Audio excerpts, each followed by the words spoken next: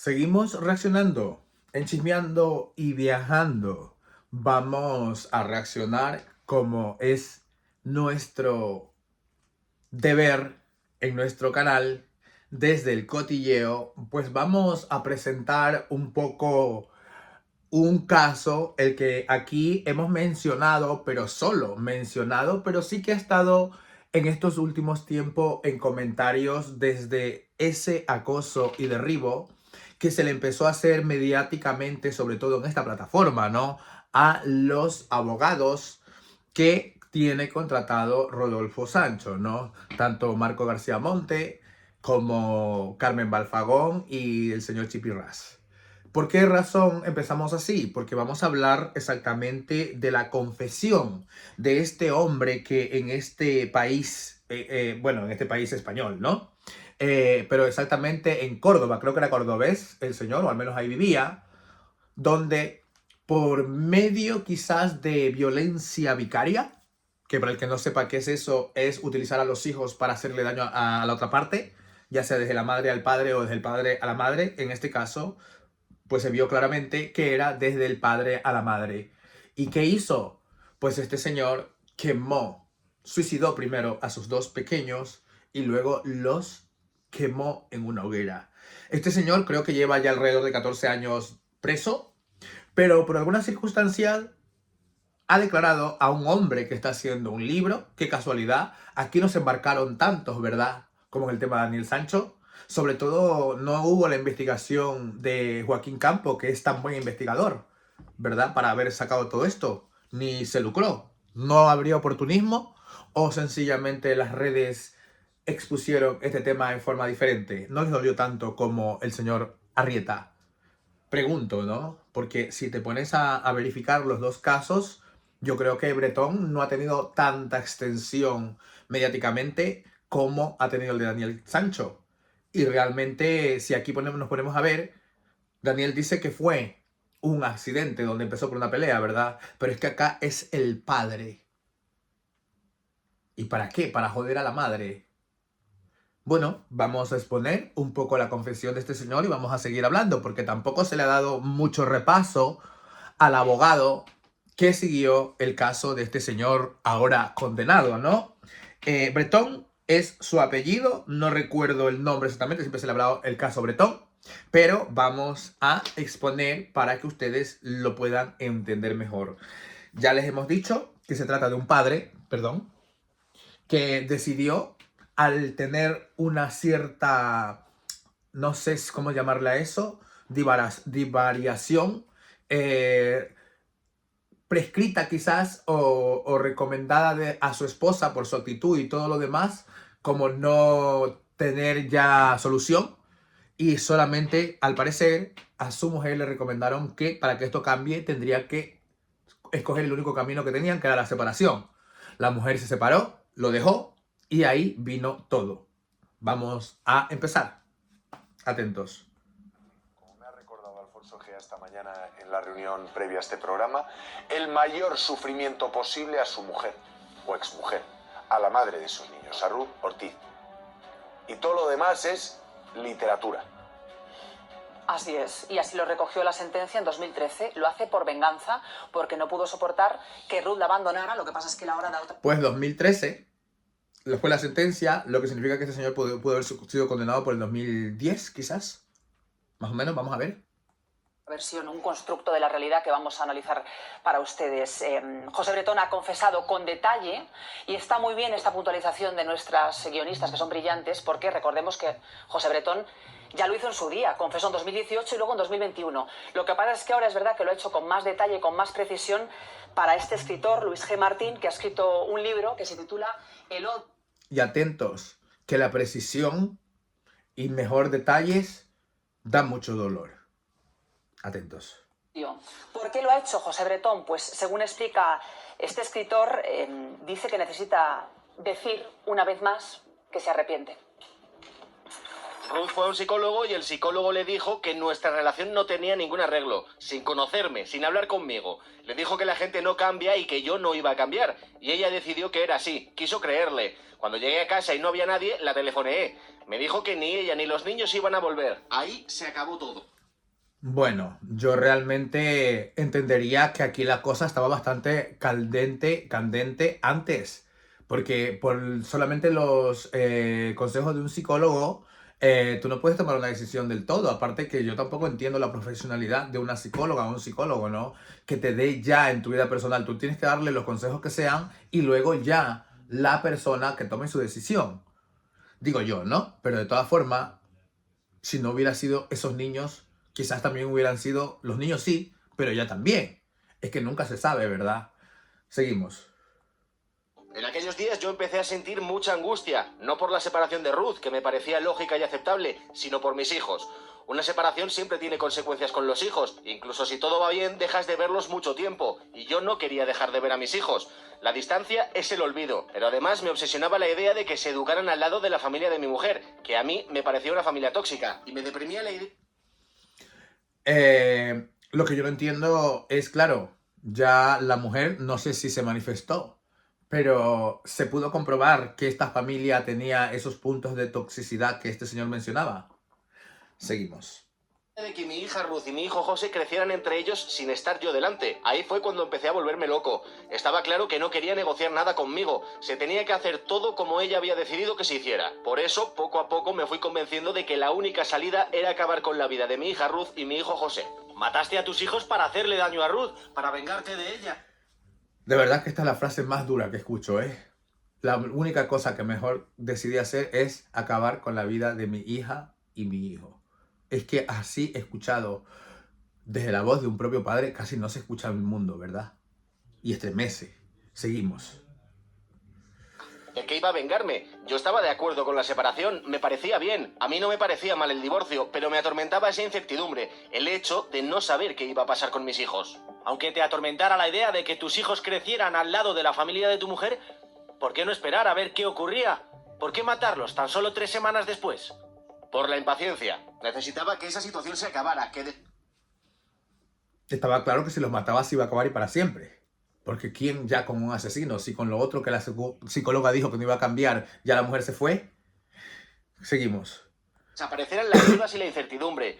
Es como si se me hubiera metido un monstruo dentro de la cabeza que no me dejaba dormir ni pensar en otra cosa. No podía encontrar soluciones y cada día era peor que el anterior. Al principio no tuve pensamientos extraños, pero después se fue abriendo paso la idea del asesinato. No recuerdo más. Este hombre, la situación, yo entiendo, que no se sabe si psicológicamente esto también pudo haberlo aportado, pero la situación de este hombre cuando esta mujer le dejó, le llegó al shock tan grande que entre pensar y comenzar a ver la situación futura de sus hijos, pienso que se enajenó. Y así se mantuvo hasta que tomó esa decisión que según él dijo que estaba ciego. Yo le puedo creer, porque esto suele suceder y hay gente que se enajena por años, se queda ida. Es por eso que siempre aquí defendíamos el tema de Daniel Sancho, cuando él decía pues que no supo qué hacer, cómo reaccionar en ese minuto y algo que dicen que pudo haber tardado este señor Arrieta en fallecer, supuestamente. Porque recordemos que con tanta corrupción que hay y con todo lo que se ha escuchado, tranquilamente Edwin Arrieta puede estar por ahí, su vida, dándole un buen disfrutado. Y nosotros como estúpidos, ¿verdad? Seguimos. Es el ejemplo más claro de la maldad en un ser humano. O sea, no se puede ser De acuerdo. peor persona que Bretón y otros que tienen similitudes con él. No se puede ser más malo. Se me ocurren otros adjetivos, pero todos tienen que ver con exabruptos, con tacos. Lo peor de la raza humana lo encarna este tipo. Pero además de eso...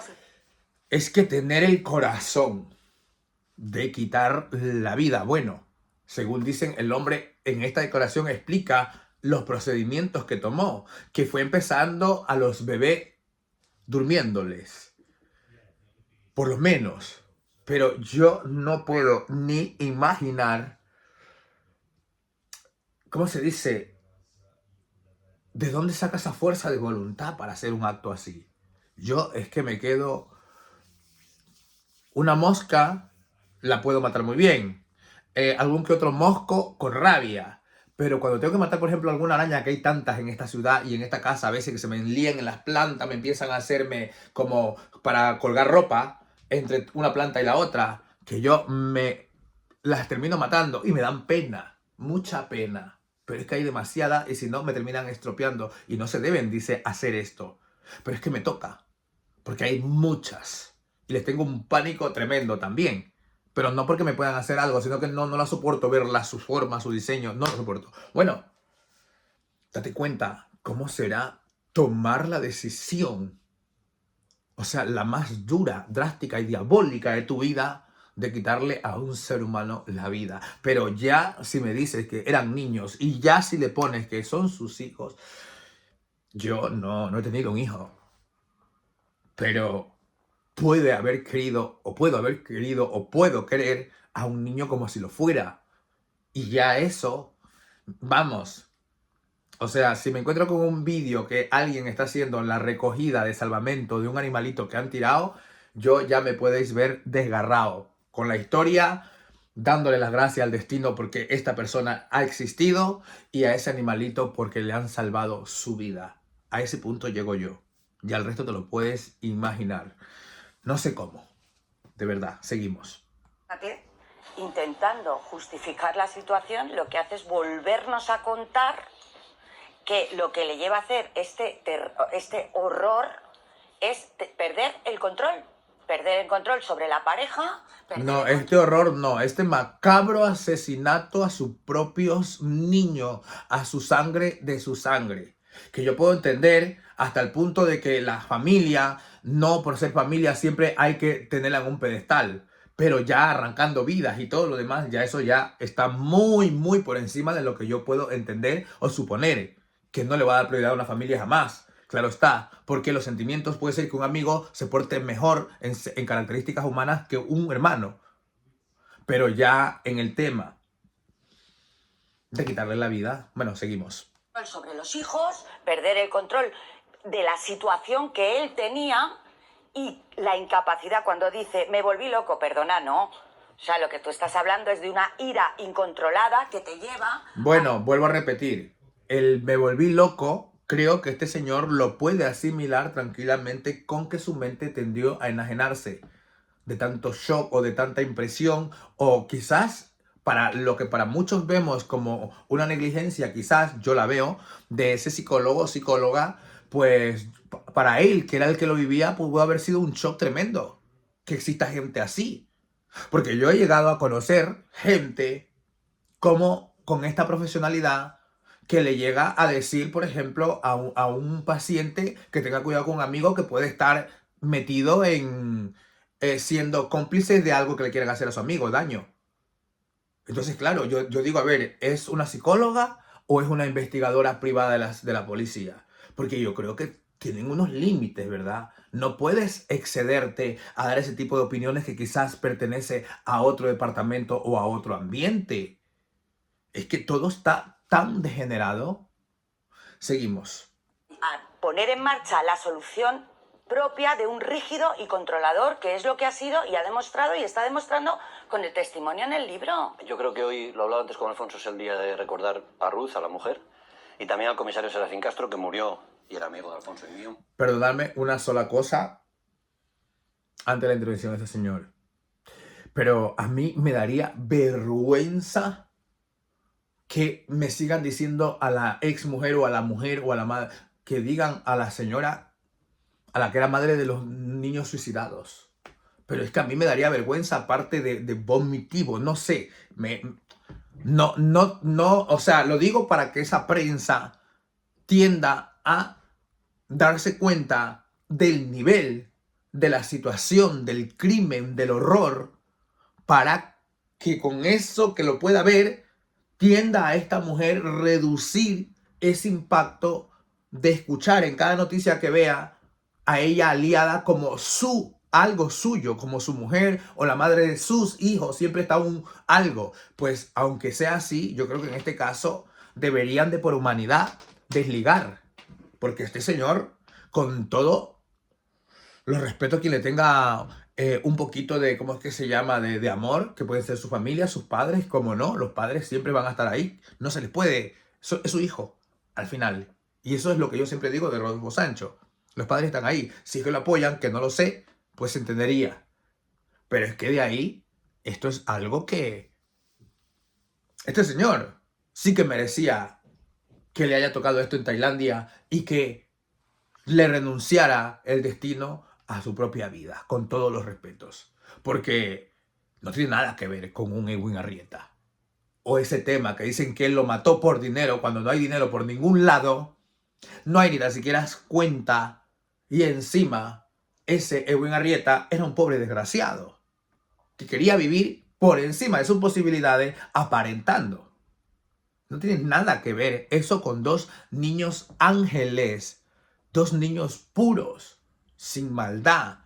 Nada más se podría decir, ¿verdad? Y sin embargo aquí no se ha visto a ese pueblo, sobre todo esta plataforma, haciendo tantos y tantos y tantos vídeos, incluso oponiéndose a que tenga una defensa y tirando por todas las plataformas la foto o la reputación del abogado que le defendió. Ahí no, ¿verdad? Pero claro, quizás, desgraciadamente, este tipo de cosas no tienen tanto morbo y eso pues desaparece el ambiente del interés. Pero como Daniel es un tipo que está hecho de cuerpo, lo tienen para todo e incluso para tirárselo a los demás como que o sea, si uno habla de la corrupción y que pide una justicia justa y que se vea, pues ya se lo tiran como que uno a este señor pues le apetece darle un buen meneo. Así son. Hasta para eso les viene bien Daniel Sancho. Todo está buenísimo para ese buen cóctel de difamación y sobre todo facturación para muchos. Pero en este caso, con dos críos inocentes, a muy poco les fue diferente. Porque al resto, totalmente indiferentes, pasan de ello. Seguimos. En noviembre, y fue la persona que estuvo semanas tratando de sacarle a Bretón la verdad. Hizo de todo, hasta prometerle un helicóptero. Serafín ya no está y ahora pues sí podemos contar alguna cosa. Y Bretón, una de las últimas conversaciones que tuve con el comisario Castro sobre este caso, cuando yo hice un capitulillo sobre el caso de Bretón. Yo sí recuerdo a Serafín, que era el que se pasaba por los platos pues intentando ver en qué podía ayudar. Yo lo recuerdo, no sabía que había muerto. Qué pena, de verdad, porque él siempre quiso que esto se aclarase. Seguimos. El comisario me dijo, porque yo le dije, ¿alguna vez va a contar Bretón la verdad, Serafín? Y él me dijo, cuando él sienta que su mujer está tranquila, feliz, rehaciendo su vida, lo va a contar todo para volver a machacarle y volver a hacerle daño. Y yo pensé que estaba equivocado, Serafín. Es una pena que Serafín no lo haya visto, pero tenía razón. O sea, los niños ya no están, pero le están sirviendo. Entiendo que con lo que ha dicho este hombre es que esta señora está su vida rehaciendo.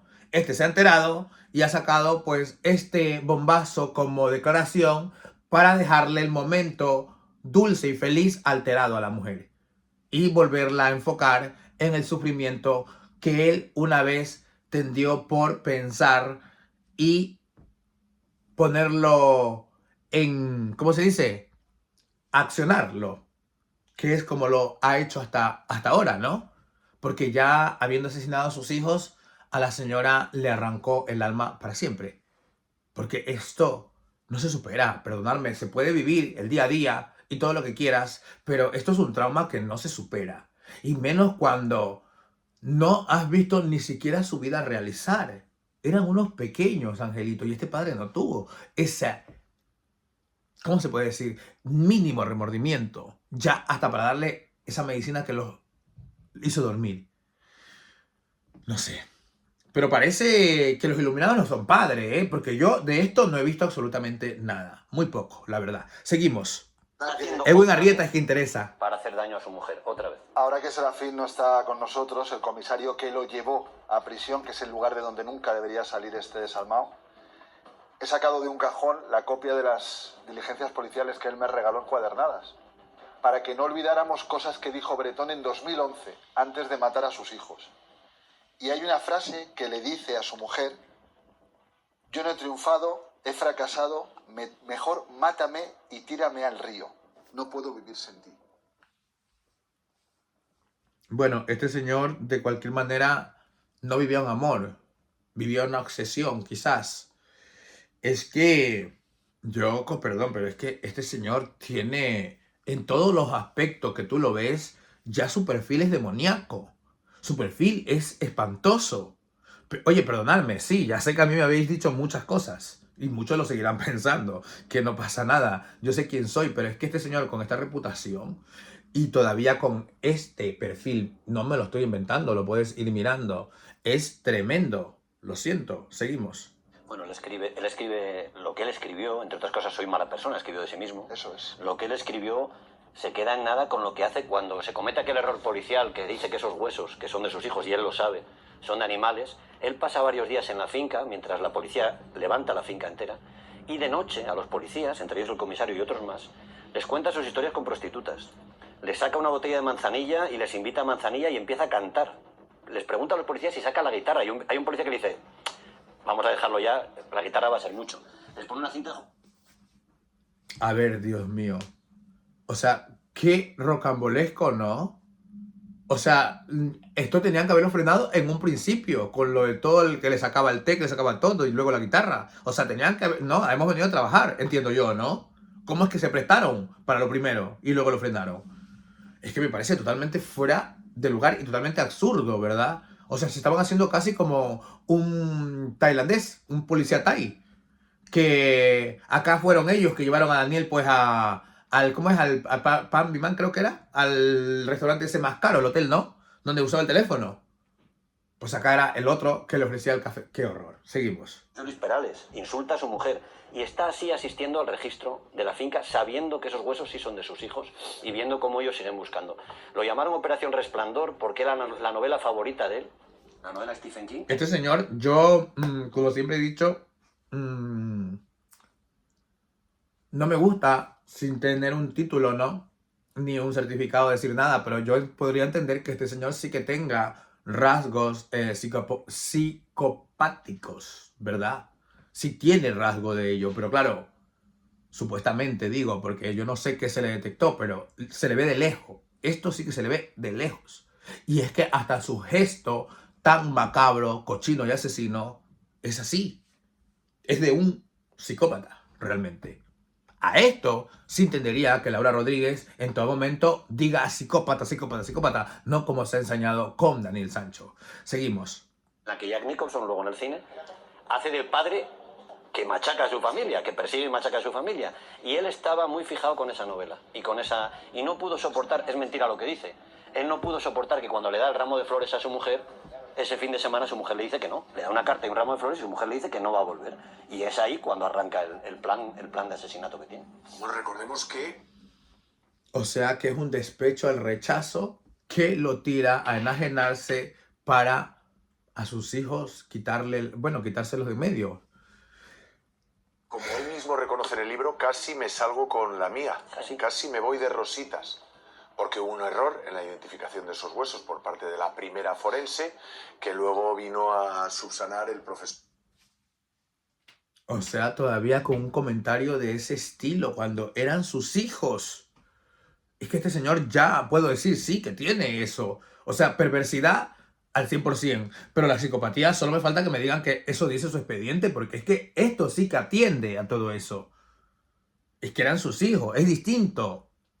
Seguimos. Por Paco Echevarría. Un año más tarde. Y todo lo que durante un año estuvimos hablando de este caso. Esos huesos se hallaron en la finca. Pero tú te das cuenta, yo no sé si muchos de los que pasan por aquí visteis cuando reaccionaba este mismo programa, pero en el tema de Daniel Sancho.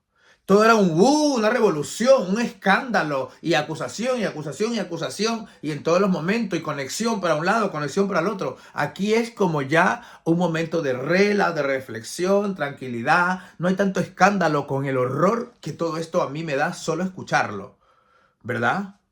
No sé si es moralidad o yo que lo veo mal. Seguimos. Las quemadillas. Él fabricó una especie de horno artesanal para no dejar ni el más mínimo rastro de sus hijos. En esa finca maldita está Silvia Ruiz, que ahora nos contará si consiguieron venderla a los padres de Bretón o no consiguieron venderla, pero... Ahora es donde después de este rato vamos al tipo de acoso que Telecinco le gusta hacer. O sea, ya han hablado lo que creo y entiendo que podrían, no sé si toda la verdad o no, pero ya han dado una reflexión, perfecto. Ahora van a la casa, ya entran al tema de la noticia basura o de la telebasura. Se van a la casa de este señor donde asesinó, hizo todo lo que hizo y van a investigar a los nuevos dueños o a los nuevos propietarios del lugar. Ya eso es lo que me parece incoherente, señores, ya está. ¿Verdad? Atentos. Pero eso es uno de los lugares del horror y que siempre estará ligado a la crónica negra de este país. Silvia. El tema está en que yo no estoy de acuerdo que este señor se permita decir esto, porque si bien es cierto, sí, ese será el lugar y todo lo demás, pero yo ahora mismo tendrían que desligar ese lugar de todo lo que sucedió con este señor porque hay unas nuevas personas. Ya los niños no existen. Ahí ocurrió, pero es que no van a ser un legado donde todo el mundo vaya a ver ese lugar señalado y las personas en algún momento dado que han cogido este sitio, pues se sientan acomplejados, ¿no? Yo creo que hay que... Ya la gente creo que olvidó o dejó en el pasado esta parte, igual no recuerdan tanto la localización, pues esta gente de Telecinco se va a encargar de amargarle los momentos a los que ahí viven. Atentos. Pues sí, Joaquín, finca maldita, lo has descrito bien. Estamos concretamente en esa finca de las Quemadillas. En cuanto a la pregunta de si aquí está viviendo alguien, nosotros hemos visto a los nuevos propietarios, nos dicen que no quieren dar ningún tipo de declaración, que compraron esta finca hace 5 o 6 años. 5 o 6 años. A mí lo que me parece una falta de respeto y que no dejen que el mundo continúe y vaya adelante es que estas personas, después de todos esos años que ha pasado, ese accidente, creo que fueron 13, o ese asesinato de parte del padre de sus niños, 14 años atrás, estas personas se han podido deshacer de ese lugar, están unas nuevas personas que ya es bastante saber que esos niños ahí perdieron la vida y que ahí perdieron todo su esqueleto porque los quemó, ¿verdad? Como para que encima esta gente hagan de ese lugar un punto negro, porque recordemos que en nuestra vida cotidiana, cuando pasan situaciones así que le arrancan la vida a menores de esa forma y todo lo demás, dicen que aparentemente esos sitios no quedan limpios ni blancos, quedan penando, porque la vida ahí de un ser humano inocente se quedó y fue no natural, se arrancó. ¿Por qué ustedes siguen achacando al lugar? Yo creo que deberían de respetar y dejar que esto avance. O sea, todo el mundo está viendo si, por ejemplo, ¿cómo es el descuartizador, digamos así, descuartizó hace años en tal sitio y están yendo todavía a las casas a recordar a esas personas? Es que me parece una falta de respeto totalmente antisocial. Sigamos. Un matrimonio mayor y un matrimonio más joven, pero eso sí, no han querido dar ningún tipo de declaraciones y esta casa sí que tiene ahora mismo vida. Les hemos preguntado si estaban al tanto de que era la finca de José Bretón donde cometieron los hechos y nos han dicho que sí. Precisamente esos hechos fueron el 8 de octubre del... Lo tienen consciente los que están ahí ahora en el ambiente, viviendo. Y entiendo que se tuvo que la propiedad rebajar si tenía conocimiento de que esto sucedió ahí. Quizás por eso también se vendió tarde, ¿verdad? Tienen 6, 7 años. Y esto que sucedió hace 14, 13 años atrás. Entonces tardaron aparentemente unos 6, 7 años también para venderlo. Y esta gente lo que están haciendo es complicando si alguien se arrepiente y quiere vender la otra parte porque siguen publicando. En fin, esa es la moral social y humanitaria de Telecinco. ¿Cómo no? Seguimos. 2011, aquí mató y aquí quemó a sus hijos. 14 años prácticamente sin colaborar con la Policía Nacional en su día, con versiones contradictorias. Se ha roto su silencio. Ahora ha sido cuando ha confesado ante el escritor Luis G. Martín. Le ha asegurado, le ha confesado, le ha dicho... Aparentemente este sí que es un escritor. Date cuenta tú que el señor se ve que es escritor, pero no anda por todos los sitios vendiendo la historia, no anda sentándose, no anda tomándole el pelo a Telecinco, no anda haciendo Sky para meterles su tema a la fuerza a la gente, ¿verdad? No tiene necesidad porque sabe que lo ha cogido directamente desde el interesado, ¿verdad?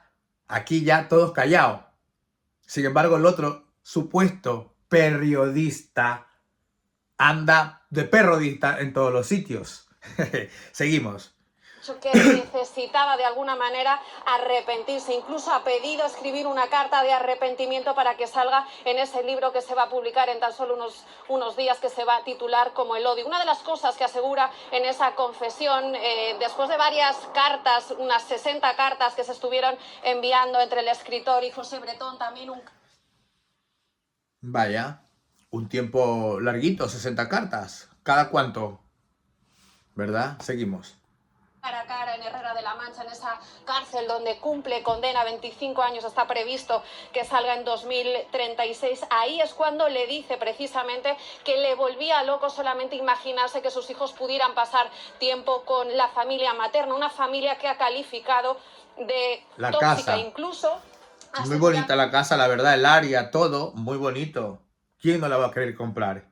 Amplio.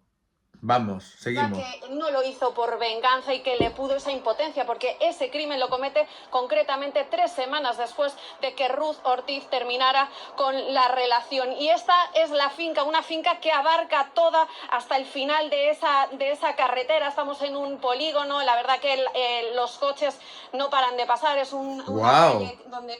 Es una finca completa. La verdad es que este señor se arruinó la vida, simplemente, ¿verdad?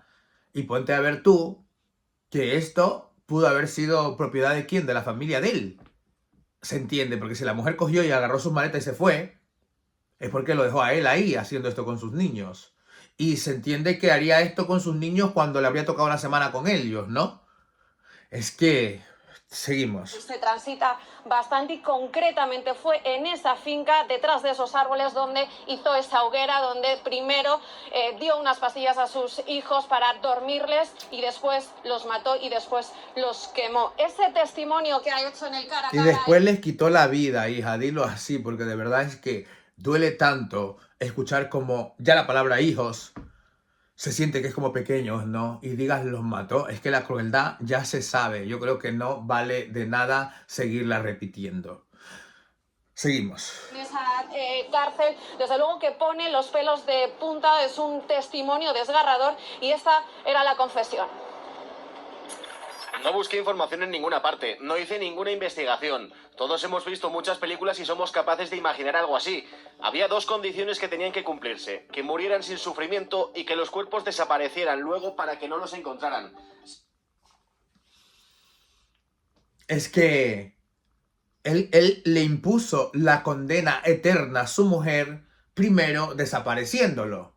Porque ya esa es la pena desgarradora más grande, que no sabe dónde están los niños, si están sufriendo, si no están sufriendo, porque si de principio saben murieron, pues ya, aunque sepan que sufrieron cuando iban a morir, pero saben que están descansando. Pero la pena más dura es cuando no saben si los niños los estén torturando, los estén abusando, vamos, muchas cosas, si estén en peligro, si no estén en peligro, eso hizo Bretón primero. O sea, le dio una estocada mortal a la madre, para después, con la noticia de que los había matado, o con el descubrimiento de la policía de que este tipo los había quemado, pues ya matarla de dolor a esta mujer. Y ahora dicen, como todo se trata de violencia vicaria, aunque los niños no están fallecidos ya, sigue utilizando la violencia y a los niños para, a pesar de estar lejos, destruirle el momento, pues, con esta confesión. Seguimos. Sin cadáveres no hay crimen, eso está en cualquier novela policíaca. Tenía los medicamentos y tenía la leña en la finca. Solo tuve que comprar el gasóleo.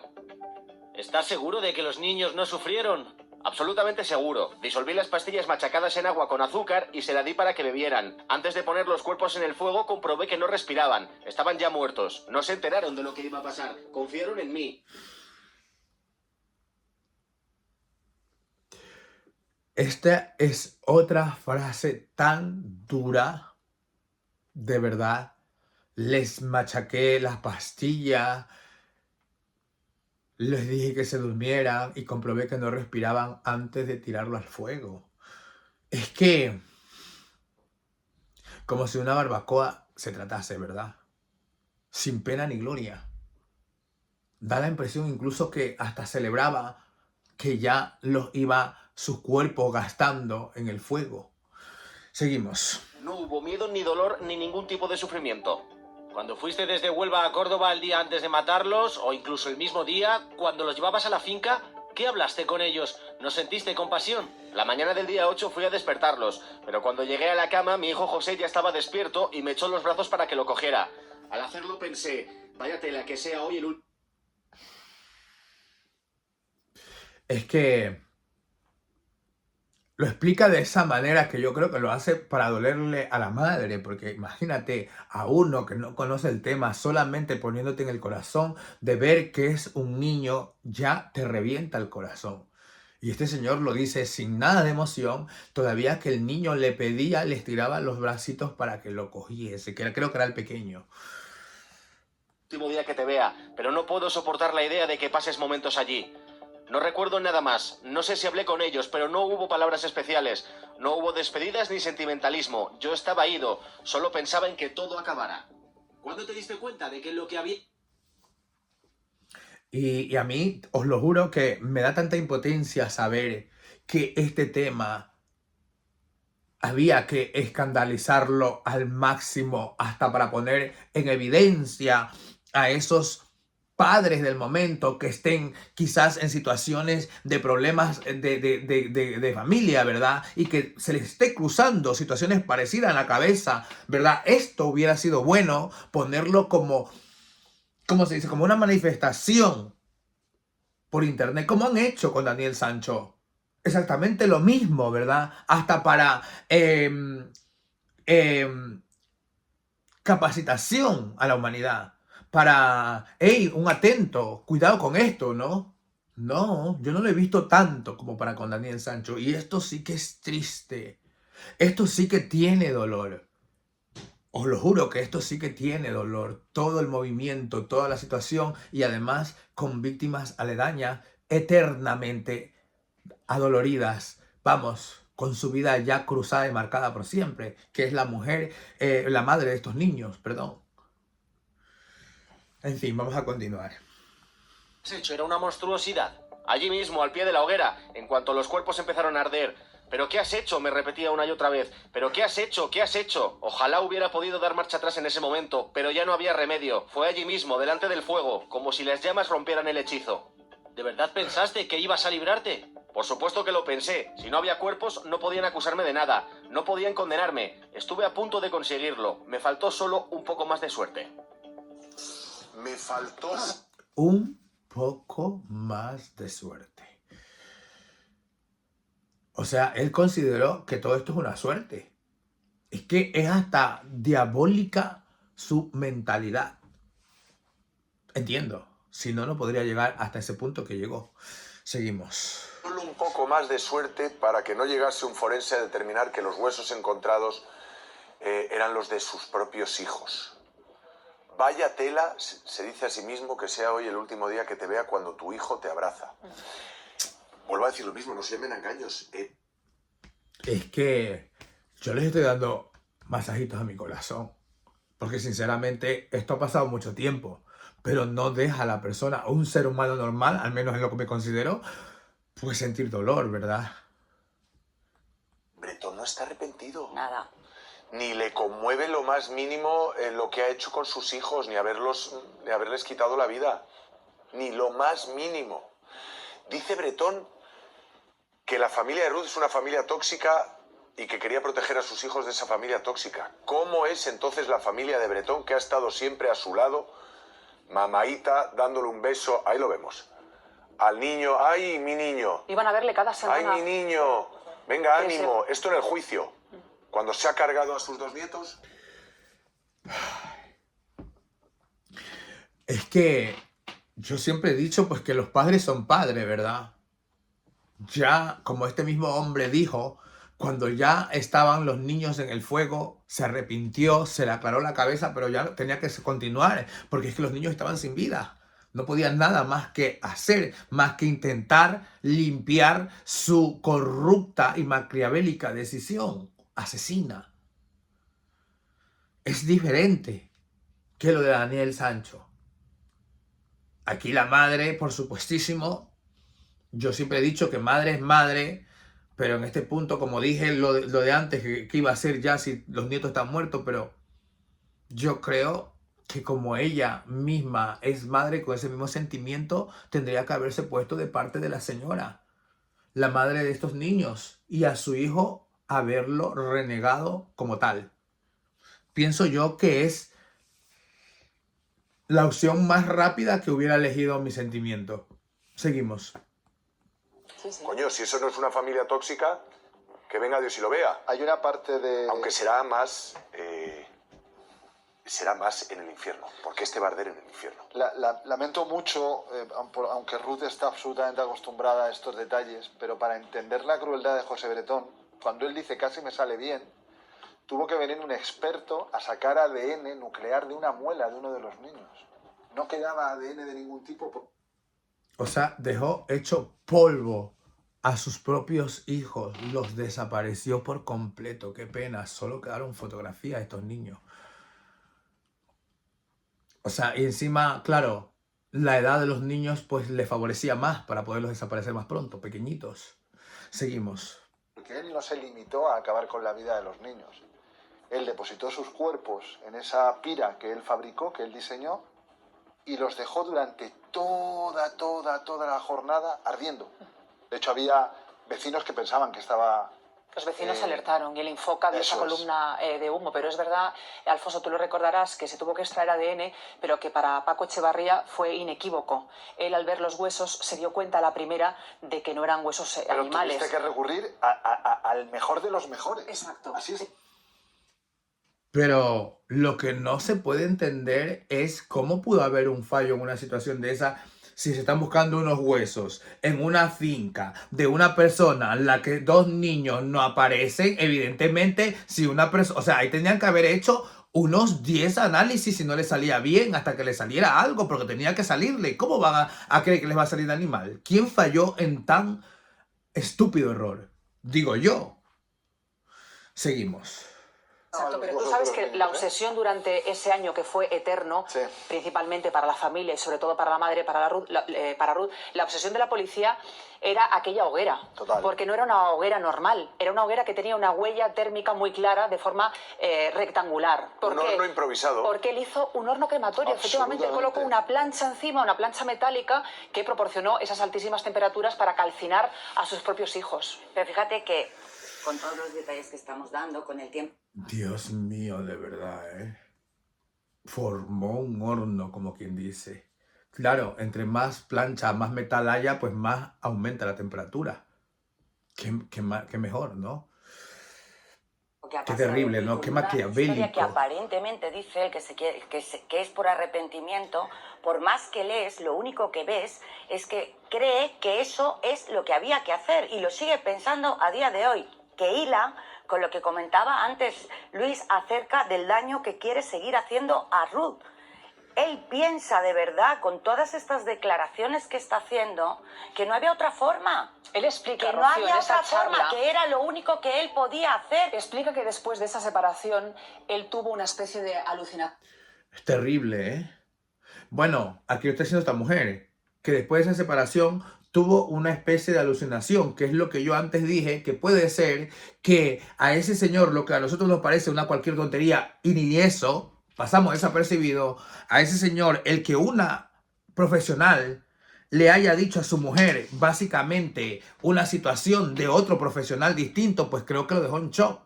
Como decir, sepárate de él porque él no va a cambiar, ¿verdad? Aunque haya tenido razón, yo creo que fue muy directo para la otra persona.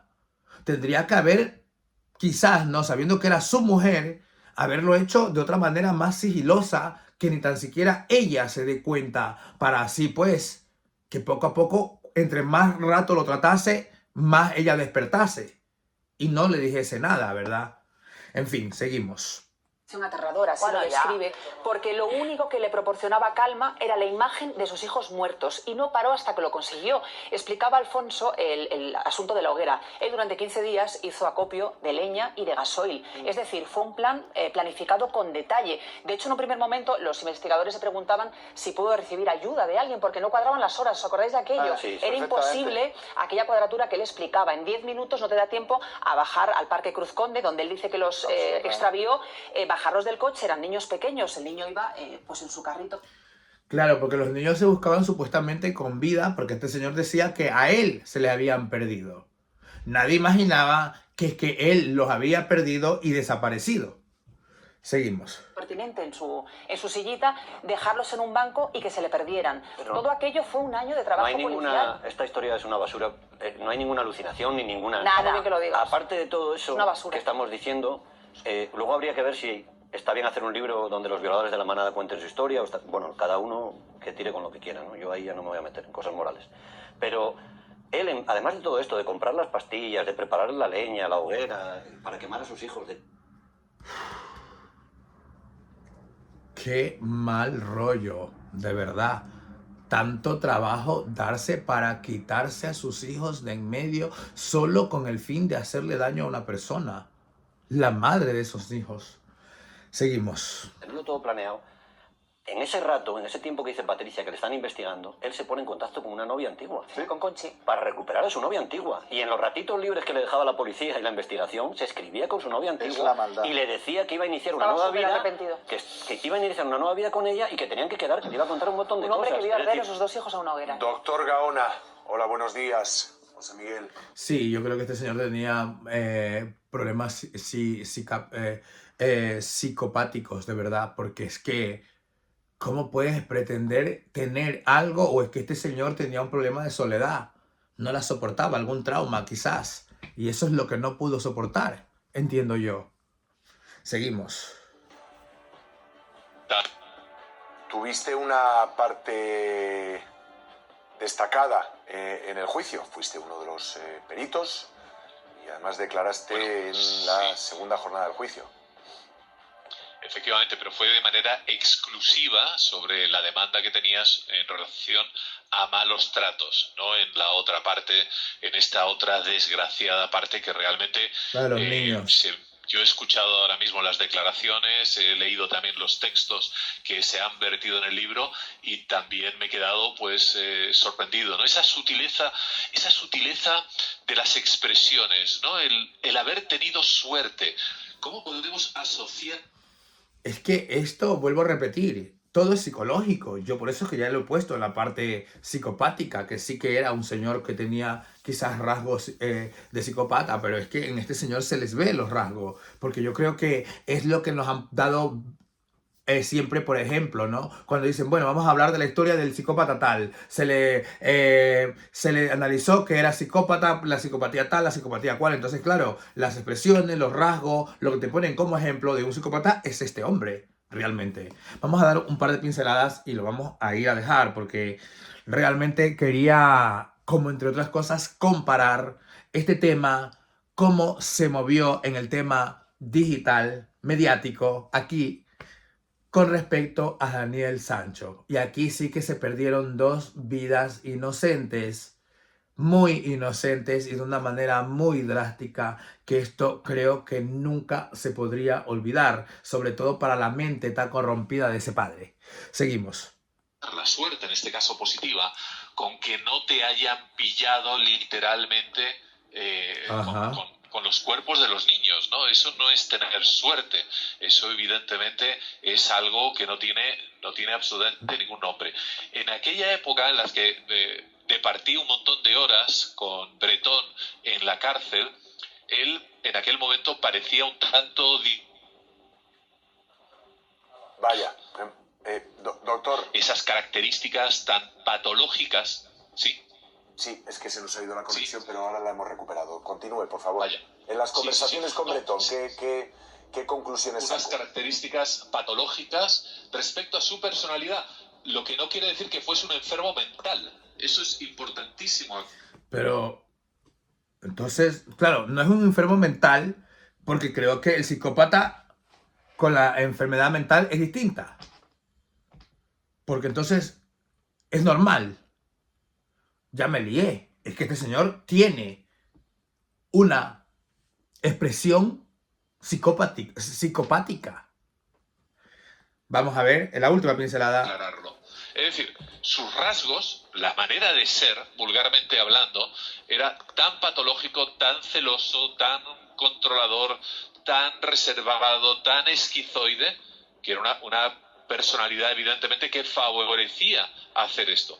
De hecho, en lo que he estado leyendo de este libro, hay algunas expresiones que me dejan literalmente con la carne de gallina. De hecho, desde el punto de vista psicopatológico, y he visto unos cuantos asesinos, cuando habla de haberlos evidentemente asesinado y comprueba que estaban ya muertos, dice... no sé. Este señor creo que pilla un poco lo que a mí me asombró. Atentos. Se enteraron de lo que iba a pasar. Sentí un alivio extraordinario. Y fíjate lo que agrega. Como si hubieran sido mis propios hijos. Claro, claro. Es que eran tus propios hijos. Hay un mecanismo ahí... raro. Realmente... extraño. No voy a decir disociativo, pero tremendamente extraño y maligno a la hora de abordar este tema. Enajenación. Enajenación. Que la veo muy mezclada con la manipulación en la maldad psicológica que ese señor tiene. Porque vamos a entender y vamos a dejar bien claro que todos los actos de este señor no tienen otra cosa que ver que con actos malos, macabros, demoníacos. Y muchos jamás vistos, porque yo muy pocas situaciones así he visto, ¿no? O he escuchado, como también la de los 2 niños descuartizados y asesinados por el brasileño, ¿no? Junto a sus padres, que eran además familiares, también familiares cercanos. Y este señor también tenía un problema aparentemente mental.